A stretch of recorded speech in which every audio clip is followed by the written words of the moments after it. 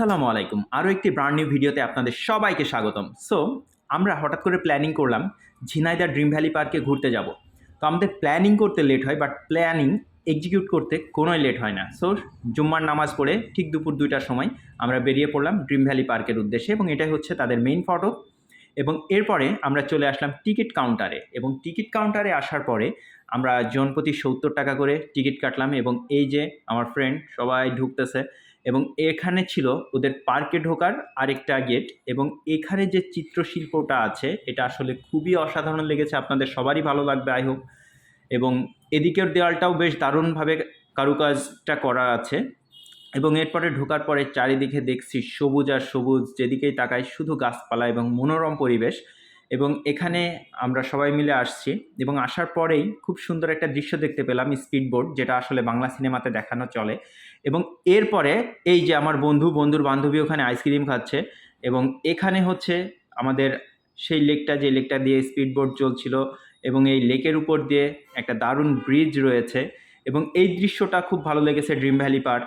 এবং এখানে দুইটা সন্তান, একজন বাবা ছবি তুলছিলেন, তারা পোজ দিচ্ছে, এটাও ভালো লেগেছে। এবং আমি একটা আলাদিনের দৈত্য বের করলাম, এই যে দেখতে পেলেন, এটা দিয়ে আলাদিনের দৈত্যটা বেরিয়ে আসলো। এবং এখানে আমার সকল বন্ধুরা আছে, এটা হচ্ছে গরিবের আলুটিলা ঝর্ণা। আমরা গরিবের আলুটিলা ঝর্ণার পরে চলে আসলাম ছোটোবেলাকার কিছু স্মৃতিচারণ করতে। ওখানে বিরোধ আর রাসেলের সাথে এরা পারছে না, পরে আমি আমার কাকা বদিরুল সাহেবকে পাঠিয়েছি, এবং তাও পারছে না ওদের তুলতে। এবার আমি যে হেল্প করছি এবং চাপ দিয়ে ওদের তুলে ফেললাম। এরপরে আমি আর সেলিম একটু দোল খাচ্ছি, বেশ ভালো লাগছিল, ছোটোবেলাকার স্মৃতিগুলো মনে পড়ছিল। আব্বুর সাথে পার্কে গেলে এভাবে আমি আর আমার ভাইয়া এভাবে চড়তাম। সো বেশ উপভোগ্য ছিল। রাসেল আবার চাপ দিচ্ছে, আমাদের হেল্প করছে।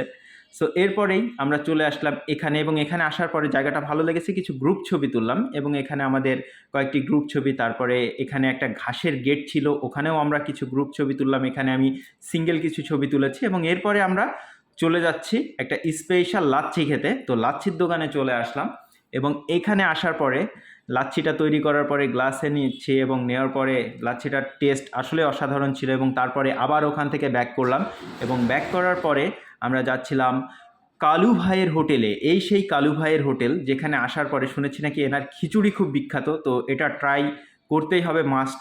সো এই যে চলে আসলাম, এই হচ্ছে আমাদের এখন অবস্থা, সবাই হাত মুখ ধুচ্ছে, টায়ার্ড হয়ে গিয়েছে, অলমোস্ট প্রচণ্ড গরম, এবং কালু ভাইয়ের খিচুড়ি খাচ্ছি।